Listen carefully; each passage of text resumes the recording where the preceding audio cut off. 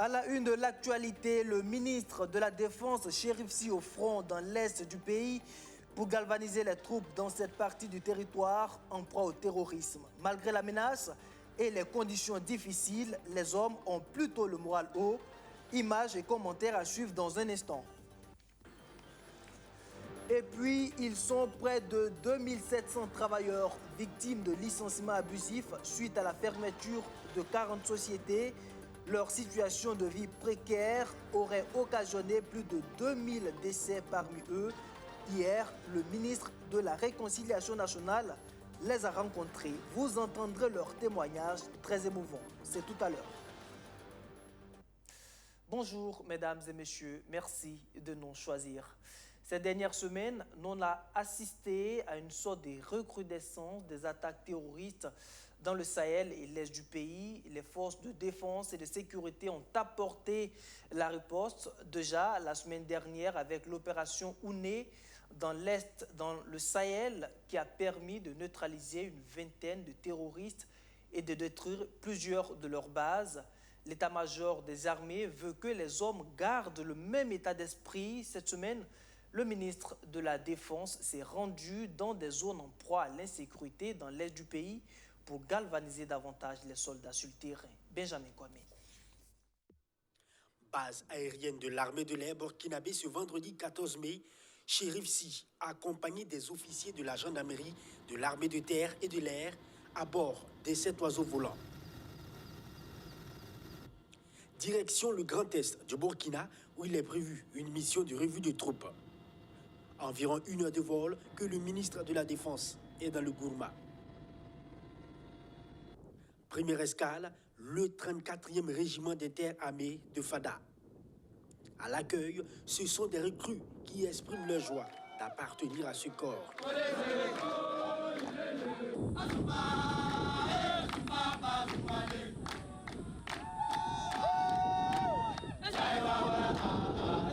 Ici, démarre la revue des troupes. Messages d'encouragement, de félicitations sont les maîtres mots à l'endroit des militaires, puis s'ensuit des échanges francs avec les officiers supérieurs pour recueillir leurs besoins et attentes. Même exercice au groupement de la gendarmerie départementale de Fada. Une visite qui ravit tout simplement les éléments.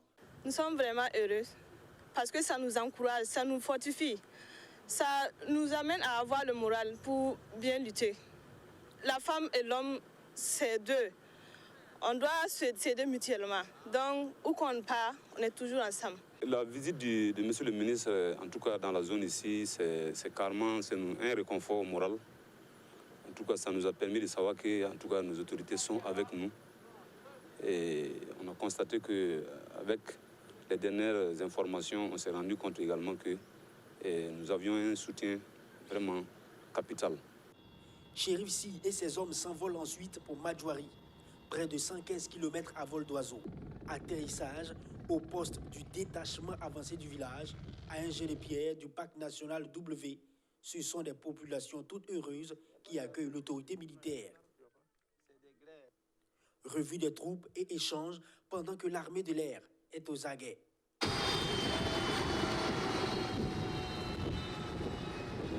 Nous avons apprécié cette visite, elle est la bienvenue. C'est bon pour le moral de la troupe, surtout quand nous sommes sur une position avancée. Ça réconforte vraiment les hommes. Tout se passe bien ici. Nous menons très bien nos actions. Avec l'arrivée du ministre, ça galvanise également, ça rassure la population. Bien vrai que les mouvements, les gardes se font sentir, mais ça va, on arrive à maîtriser la zone. Parce que notre mission première ici, c'est vraiment les traquer. Dans une ambiance assez détendue, conviviale, de confiance, Chérif Sy se dit satisfait du moral des hommes. Ce que nous apprécions, c'est que nous trouvons toujours des hommes qui sont là, prêts à défendre leur patrie. Donc, à partir du moment où nous trouvons que nos éléments ont le moral haut, nous en tirons déjà une grande satisfaction. Le président Kaboré, qui tout en leur exprimant ces admirations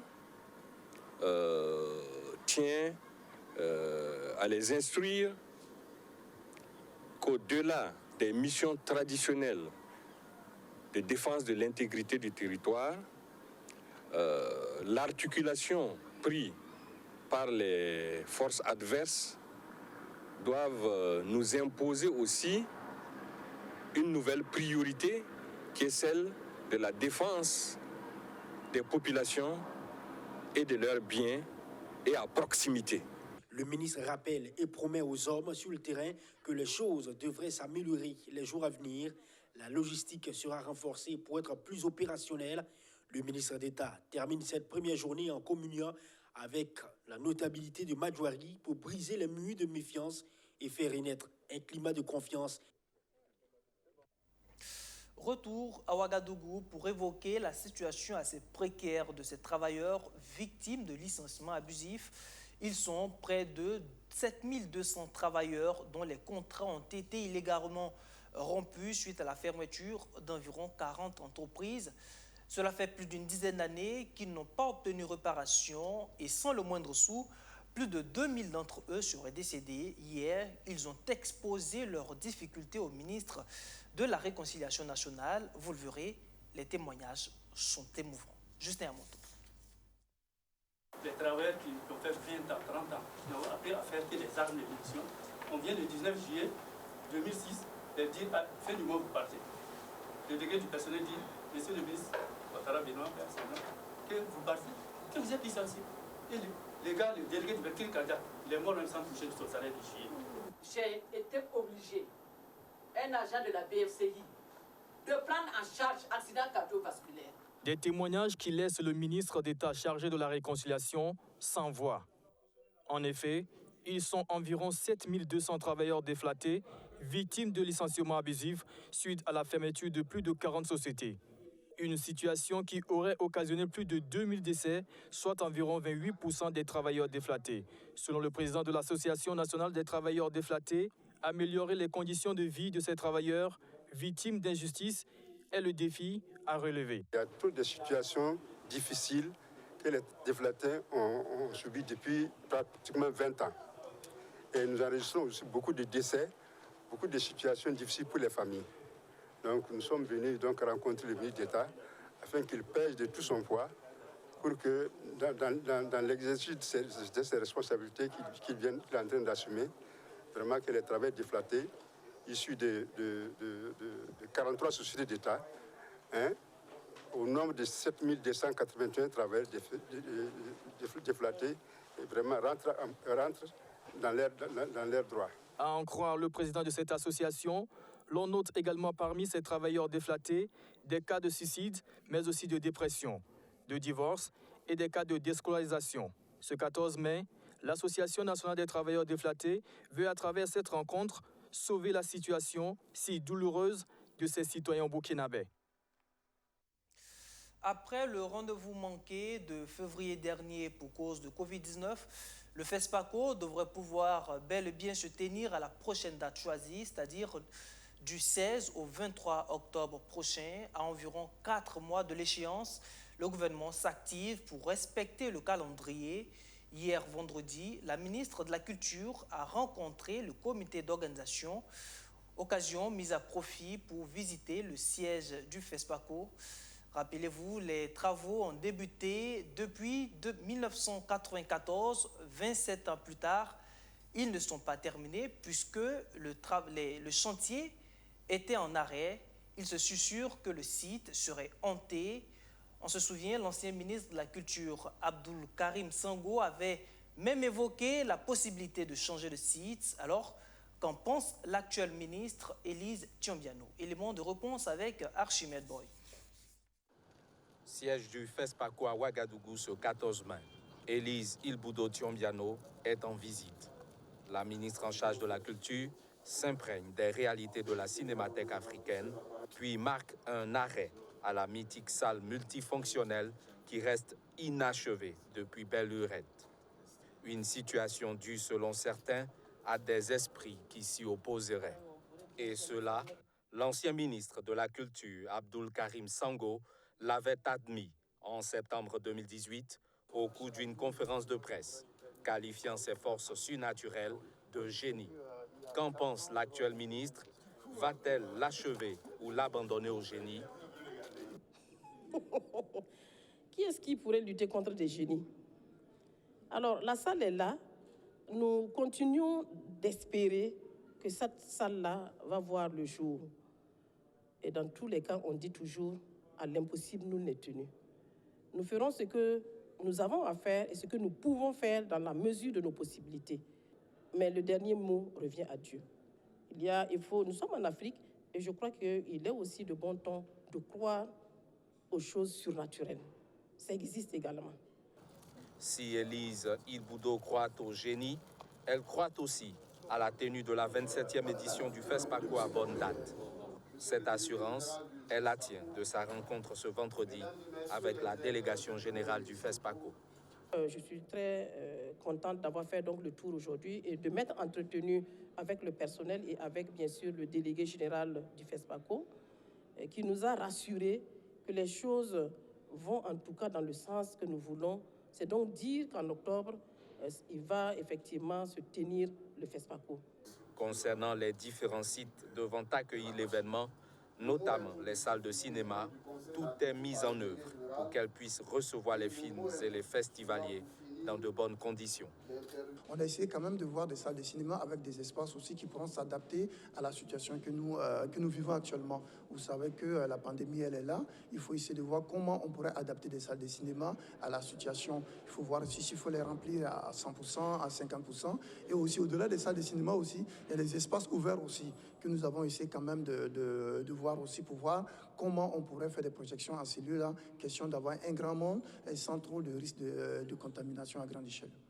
L'organisation de cette édition prendra en compte la situation sanitaire et sécuritaire du moment pour garantir aux festivaliers un FESPACO réussi, indique la ministre en charge de la Culture. Venons-en à présent à cette signature d'accord de financement entre le gouvernement burkinabé et la coopération suisse, une convention d'une valeur d'un peu plus de 11 milliards de francs CFA octroyée au Burkina Faso pour le financement de 2 projets respectivement en lien avec le renforcement de la résilience des ménages pastoraux face à l'insécurité et à la valorisation des produits forestiers non ligneux. Mamounata Kabori. Dans la salle dite des bonnes nouvelles du ministère en charge de l'économie et des finances, la tradition est encore respectée ce 14 mai, et ce, à travers une signature de 2 accords de financement d'un montant global de 11,76 milliards de francs CFA. L'un porte sur la première phase d'un programme de renforcement de la résilience des ménages pastoraux et agropastoraux face aux crises climatiques et à l'insécurité résiliente. Et l'autre porte sur la phase 3 du PFNL, le programme d'appui à la valorisation des produits forestiers non ligneux. L'accompagnement est de la Confédération suisse qui appuie le Burkina Faso depuis maintenant 47 ans. Alors, la Suisse travaille dans différents domaines, l'éducation, la formation professionnelle, la gouvernance, mais également tout ce qui est appui au secteur rural, notamment le développement économique local. Donc c'est dans ce cadre-là et dans ce domaine-là que nous avons pu signer 2 accords qui concernent en fait 3 ministères du secteur rural. Donc un des programmes consiste en un appui sur la question des produits forestiers non ligneux, donc tout ce qui est produit de la forêt. Et un deuxième programme consiste en un appui à l'élevage, donc avec les ministères impliqués et puis avec des agences d'exécution pour appuyer la mise en œuvre de ces 2 programmes. La Suisse réaffirme ainsi son engagement à renforcer les acquis de développement au Burkina Faso. Le gouvernement, qui en est conscient, compte par exemple tabler sur la sensibilisation pour l'atteinte des résultats du PFNL 3. Vous savez, ce programme, c'est la phase 3 et ça va concerner, ce qui est très important, un certain nombre donc, de régions, je pense que c'est 4 régions, et ça va concerner pratiquement près de 400 000 personnes donc, qui vont se retrouver dans ces régions-là et qui vont vivre donc, de ces produits forestiers non ligneux. Donc, il reste bien entendu que beaucoup de gens ne savent pas ce que c'est. Donc, dans la consommation, il est tout à fait normal que le gouvernement travaille avec donc, ses partenaires pour faire connaître ces produits, voir comment on peut les introduire dans le quotidien des Burkinabés et comment faire en sorte que sur le marché, ces produits soient disponibles. Tous deux d'une durée de 4 ans, le PFNL, qui est à sa 3e phase, entend contribuer à l'inclusion financière de près de 400 000 personnes des régions du Nord, du Centre-Nord, du Centre-Ouest, du Sud-Ouest et du Sahel.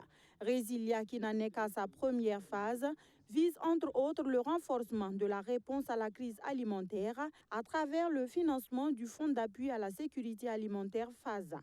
Le projet interviendra dans les régions frontalières du centre-ouest, du centre-sud, du sud-ouest et des Cascades et cible 400 000 personnes vulnérables et environ 286 000 éleveurs. Cette autre signature de convention, cette fois-ci entre le gouvernement et le conseil régional du plateau central, un accord qui acte le transfert des ressources dans le domaine de l'aménagement du territoire et du développement local. La région du plateau central devrait ainsi être plus autonome dans la planification de son développement. Baisse au gré, John William Somda.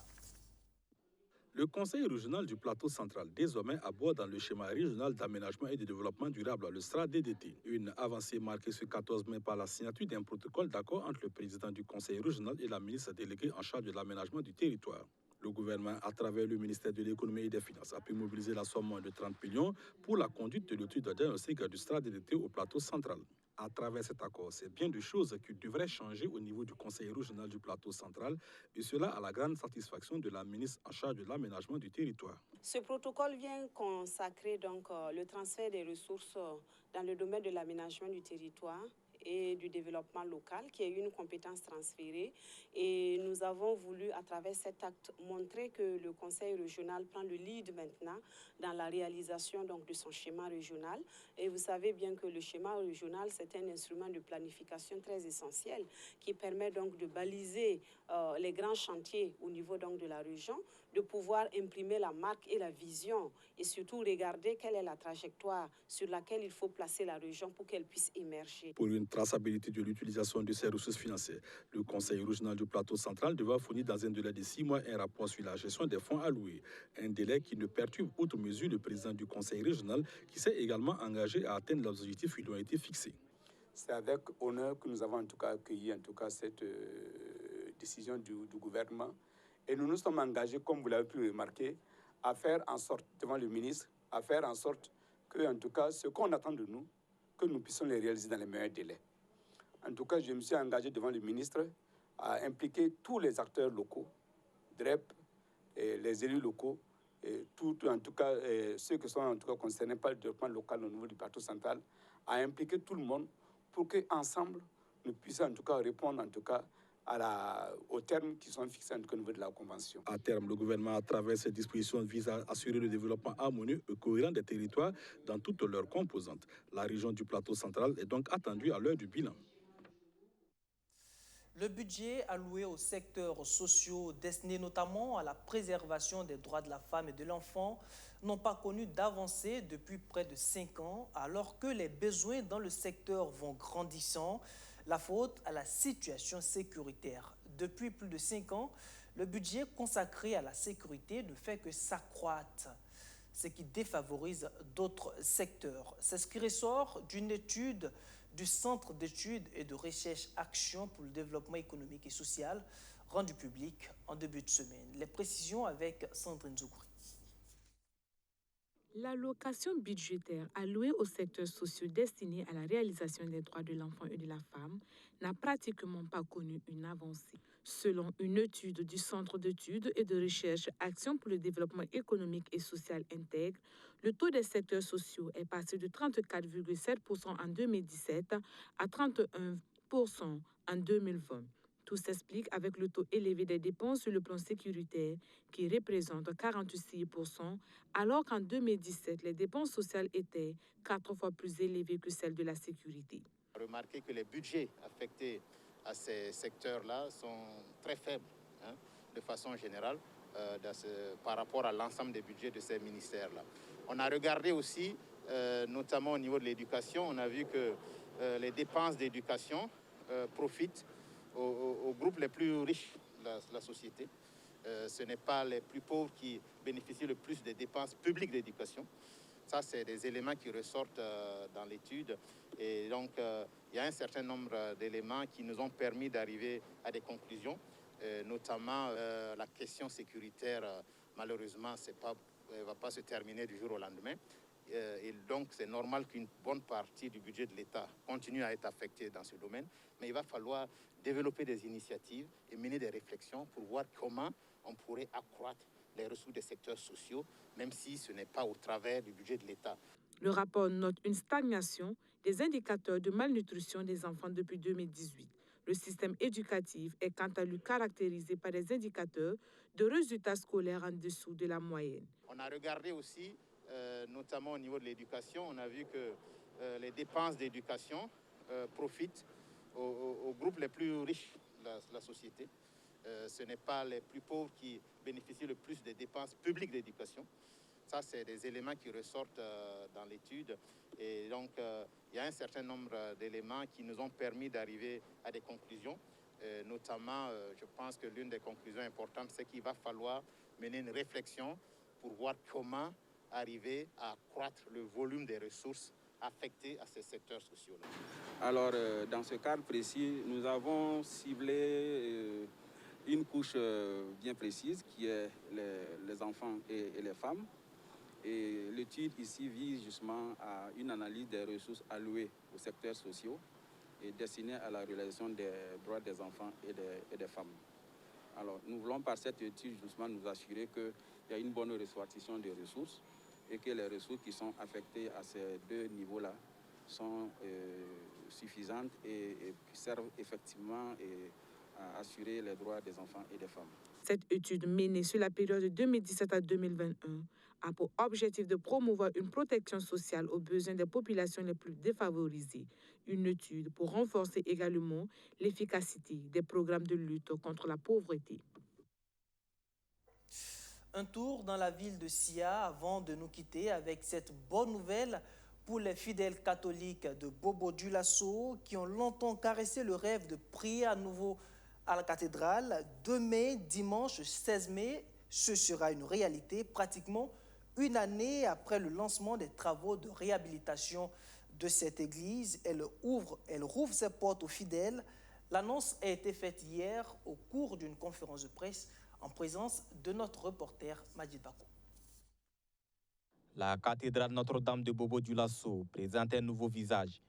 Les travaux de réhabilitation sont pratiquement terminés et il ne reste que les derniers réajustements selon l'archevêque de Bobo-Dioulasso. Après plusieurs mois de travaux de réhabilitation, l'infrastructure ouvre officiellement ses portes aux fidèles le dimanche 16 mai 2021 à travers une messe dédicace. Voilà la messe qui sera présidée par son éminence le cardinal Jean Zerbo, l'archevêque métropolitain de Bamako, donc le dimanche 16 mai à 9h. Et c'était l'occasion bien sûr aussi de vous dire que les travaux sont pratiquement finis, d'annoncer aussi quand même ce qui reste à faire, notamment l'aménagement de la cour et également, bien sûr, la clôture que nous allons terminer et avec un nouveau portique, voilà, pour l'entrée. Et à l'intérieur, il y aura bien sûr des aménagements, vous verrez des tableaux de chemin de croix qui vont venir. Dans le cadre de cette inauguration, plusieurs activités sont prévues, dont une soirée gala de mobilisation de fonds pour la restauration des invités. C'est dans ce cadre que pour cette dédicace, nous organisons un dîner gala donc à l'espace Togonan pour continuer de mobiliser des fonds dans le cadre, j'allais dire, de ce projet de restauration de la cathédrale. Alors, nous espérons que nous aurons beaucoup d'invités qui accepteront bien, j'allais dire, de s'investir dans cet effort de mobilisation qui continue. La réhabilitation de l'infrastructure a coûté un peu plus de 650 millions de francs CFA. La mobilisation des fonds a été possible grâce aux fidèles chrétiens et à certaines bonnes volontés. Voilà, fin de cette édition. Merci de l'avoir suivi. J'étais ravi d'être en votre compagnie durant toute cette semaine qui s'achève. J'espère vous retrouver très bientôt. D'ici là, portez-vous bien et restez fidèles au programme de notre chaîne. Bonsoir.